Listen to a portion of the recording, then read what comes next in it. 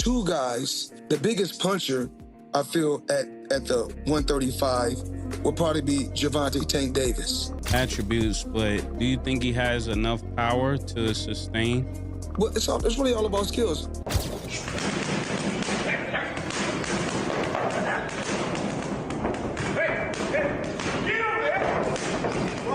Tank can do the same thing the mentor did. That's what the mentor, to teach you how to do this thing the smart way. Tank can do the same thing the mentor did. That's what the mentor is, to teach you how to do this thing the smart way. Boxing legend Floyd Mayweather has reportedly been left stunned after seeing Gervonta Tank Davis's dramatically bulked up physique ahead of his highly anticipated showdown with Jake Paul. Known for his explosive power and compact frame, Davis now looks noticeably bigger and stronger, a transformation that has fans and boxing insiders buzzing. Mayweather, who mentored Tank for years, didn't hold back his surprise at the fighter's new look, hinting that the added muscle could either be a game-changing advantage or a risky move that affects his speed and stamina. You can't even see who it is. Hey, who is the dude? Who is the dude? And that right there is why Gervonta Davis fights don't go the distance. Gervonta Davis is stepping into the ring against Jake Paul for an exhibition fight on November 14th in Miami. What's caught many off guard is the significant weight difference both in reality and perception. Davis is known for fighting at the lighter weights. Paul, meanwhile, typically weighs much more, putting him around 190 to 195 pounds for this bout, and holds a sizable height and reach advantage. He always training for something like this. Obviously, smaller guy. How is this in the training aspect, Jake? Yeah, just a lot of punching down, practicing, hitting below my knees, and a lot of speed. He warming up. We're now. sparring. That's what we need. We're sparring. Warm up. Some I know 8-year-olds. I got the 8-year-olds in there. If I find out anything, I'm gonna beat your ass, and I'm gonna beat Jaden Love ass. On my mama, I'm gonna beat both of y'all ass. On my mama. And he laughing. He know. He laughing. What are you talking about? What does he have to do with this? Let anything, you know what I'm talking about. Let anything. Nah, I don't have to say it right now. Don't worry about it. I don't got to say it up here. Let anything happen. And I'm going to show you and him. Bet. Entertainment-driven build-up. Insiders insist that Gervonta Davis is taking this fight very seriously. Observers who have watched his training camp describe him as focused and intense. Analysts have noted his body language in press events, composed, alert, and determined. For Davis, this fight is not just about money. It's about pride and opportunity. A victory over Jake Paul could earn him massive mainstream attention and further solidify his crossover appeal. Some even argue that Davis views this matchup as a strategic step to expand his audience beyond hardcore boxing fans. While critics dismiss the event as a circus, Tank seems intent on proving that he can balance commercial success with genuine competition. His preparation reflects a fighter who wants to control the narrative rather than be consumed by it. Press conference, and you can tell, you can just look at him and tell, like, no, this dude he's going to get this money for sure, because there's so much money out there to be had. But Jake Paul better be not playing around, man. Not get cute, not play any games. Don't hit him in the back of the head. Don't rabbit punch him. Don't do any of that stuff, man, because Mike Tyson, first of all, Mike Tyson, a lot of people think Mike Tyson was pulling punches on Jake Paul, and a lot of people think that Anderson Silva was pulling punches on him too. You're not going to have a little Gervonta out there pulling punches on you, man, if you're out there playing games. So, I don't like the fight at all. However, as far as it being an entertaining situation, I almost guarantee you that fight itself is going to be entertaining. That it's going to be something that you look at and you're going to say, man, everybody's going to watch it. Everybody's going to want to know what happens in it. But at the same time, it's kind of like what people think, when you see a car crash, like you're driving down the road and all of a sudden the traffic gets heavy and you're like, man, I'm going to be in traffic for a long time. And then you drive forward a little bit and then you see, oh man, this is some accident on the other side of the road and everybody just slowing down to watch. That's the type of entertainment that you can expect from this fight between Gervonta Davis and Jake Paul. There's going to be a lot of people watching it, but I got to say, man, you really can't blame the guy on what he's doing. And there's a lot of criticism flying on Gervonta Davis. It's not Gervonta Davis's fault that boxing took this turn.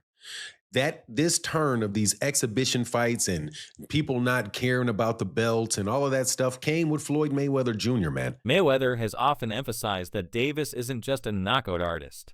He has boxing skills beyond raw power. Mayweather has praised Davis as one of the hardest hitters in his weight class. He acknowledges Davis's devastating punching ability, yet warns that power without nuance, defense, timing, footwork, and ring IQ is a dangerous one-dimensional path. He even called Tank one of the best pawn for boxers. Do Inouye deserve to be in a pound for pound? Absolutely. Do Terrence Crawford deserve to be in a pound for pound? Absolutely. But what about Gervonta Tank Davis? He deserved to be somewhere also in a pound for pound. Why don't they give him that credit? Because he was affiliated with me. Their tension runs deep, and it's not just about business anymore. Once close, Tank says Mayweather was controlling, constantly putting him in lose-lose positions, limiting his earnings, and never letting him outshine his mentor. According to Davis, Floyd didn't genuinely celebrate others rising, even referring to him as a scumbag in moments of frustration.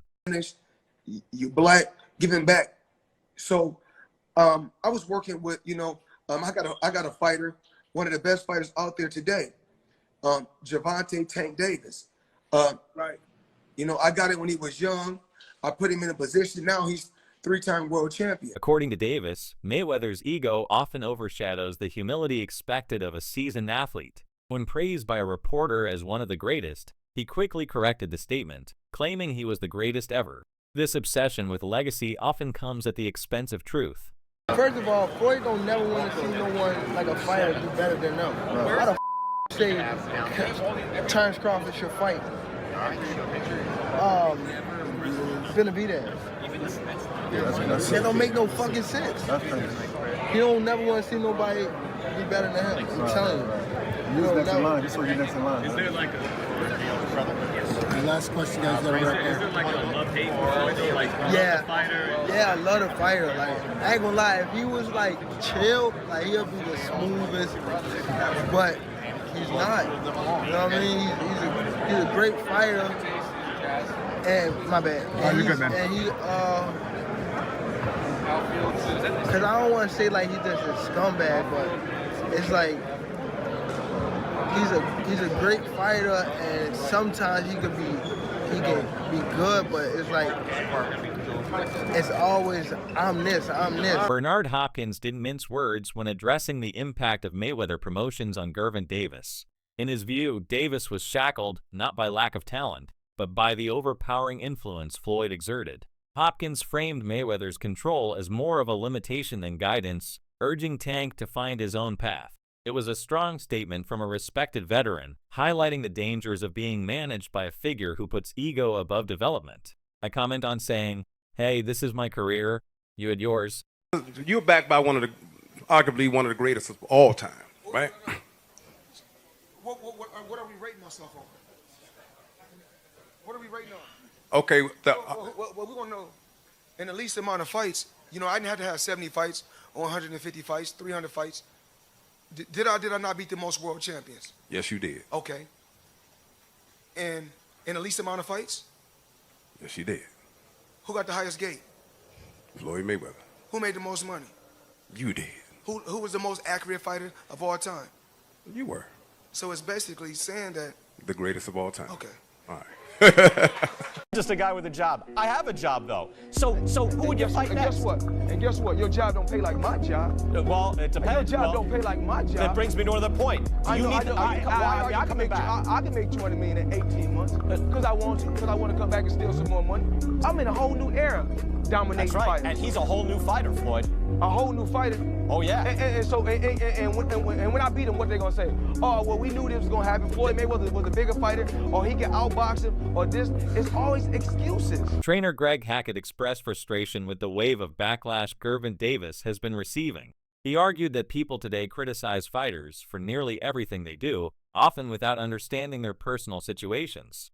Hackett emphasized that if Davis chooses to fight Jake Paul, then that decision should be respected. He noted that no one outside the ring truly knows what a fighter is going through or what motivates their career choices. For Hackett, boxing fans need to stop dictating who a fighter should face and instead appreciate the work and discipline it takes to stay at the top level.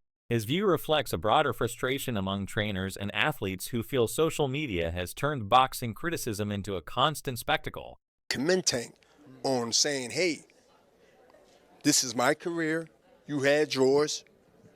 I respect you from buying me a chain, buying me this, buying me that, take me on a jet. All that's great. But at the end of the day, I'm only going by his interview. You seen it and I seen it. Thank you, Floyd Mayweather, for all the things you gave me. If the intentions was you just looking out for me. But I got an opportunity to fight this big fight. And this soap opera between you and Oscar for all these years, I'm not going to let it affect me. That's my interpretation. And Tank wants to do the fight, but he had to break away from the chains of somebody he still respects and respected then. And he said, man, I got to do what I got to do. This is my career. Former world champion Paulie Molina has consistently live-voiced strong opinions about the evolving landscape of boxing, and his criticism of Davis's next exhibition match against Jake Paul is no exception. Malignaggi contends that such matchups undermine the sport's authenticity, arguing that knockouts lose their significance when they occur between mismatched opponents. He believes that events like these mislead casual fans into thinking they're witnessing legitimate contests, thereby diluting the essence of professional boxing. In discussions with Chris Algieri, Malignaggi emphasized that while these bouts may entertain casual viewers, they create confusion about what real boxing represents, highlighting a growing tension between entertainment and tradition within the sport of boxing. Tank can do the same thing the mentor did. That's what the mentor is for, to teach you how to do this thing the smart way and not get you hurt, not have to take no risks, not to take many chances. Everybody had their own mentors, their own pound for pounds, their own people they want to be like. If he want to be like that guy that y'all say is great and was one of the best ever, why can't he do it? If he make 50 to 100 million fighting Jake Paul, they'll be cool with it because they cool with you making money. That's what the fan bases are on now. They had put you just making money being good. Back in our day, they won't be cool with that. You had to prove you was the best. They thought you fought because you wanted to be the best of the division or the best of your era. I want to be the best in my division. As a matter of fact, I want to be the best around my division. Not just in my division, even around my division, I want to be the best. Today's fighters, they have been taught that that's not the way to do it nowadays. Mm-hmm. Nowadays, go for the bag. So everybody is going for the bag. Boxing commentator Showbiz the Adult offered a more optimistic take on the upcoming exhibition match between Gervonta, Tank Davis, and Jake Paul. Initially skeptical about Davis's size disadvantage, Showbiz's perspective shifted after observing Davis's composure and sharpness during the press conference. He noted that Davis carried himself like a professional who understood the magnitude of the event, displaying confidence and focus. He suggested that the fight might surprise those who assume Jake Paul's power will be too much for a smaller opponent, highlighting Davis's technical mastery and fight IQ as potential deciding factors. Number 3, the retirement. I mean, the backlash is just what people do nowadays. That's just, you give somebody a keyboard, you give them a phone, and they able to hide their face. Yeah, they gonna have a field day. The backlash I get, I understand. What'd you say, number 2, not fight Shakur? Yeah, he's saying he'll never fight Shakur, that he ain't gonna do him no favors, that he ain't gonna help him make no money because Shakur broke or something like that. Something along those lines. Yeah, I don't get all that. That's, you know what I mean, that's against the game. Like, you know what I mean, you at least owe that fight for the game. You know what I mean, you owe the rematch to Lamont for the game. But you owe Shakur for the game just because of the 2 style matchups, you know what I mean? But if he feel like he don't gotta fight him, guess what? We can't sit here and just go crazy about it. But it is kind of crazy.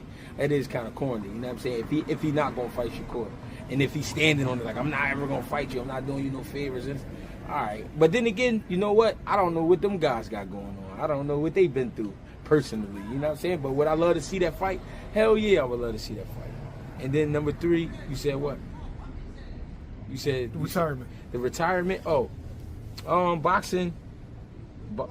Boxing, they're around. They're around. It's always gloves around. It's on you. It's on you. I'm chilling. You all right? Yeah, get with me. I know. How you feel? Dark skin boy. That's my man. The retirement is like he done a lot in his career, right? Not everything, but he done a lot. What people don't understand is his business is a lot. This whole experience is a lot. The shit these fighters go through is hard to explain. It's hard to explain because people, they can't see it, so they can't understand it. But it's stressful to the fighters because they coming from just getting ready to fight in the amateurs, being prepared, going out there, win, get it done, celebrate, all right, we back to the next camp. To now, marketing. You're talking about marketing. You're talking about lawyers. You're talking about all this shit that you just never imagined. You're like, why do I have to deal with all of this?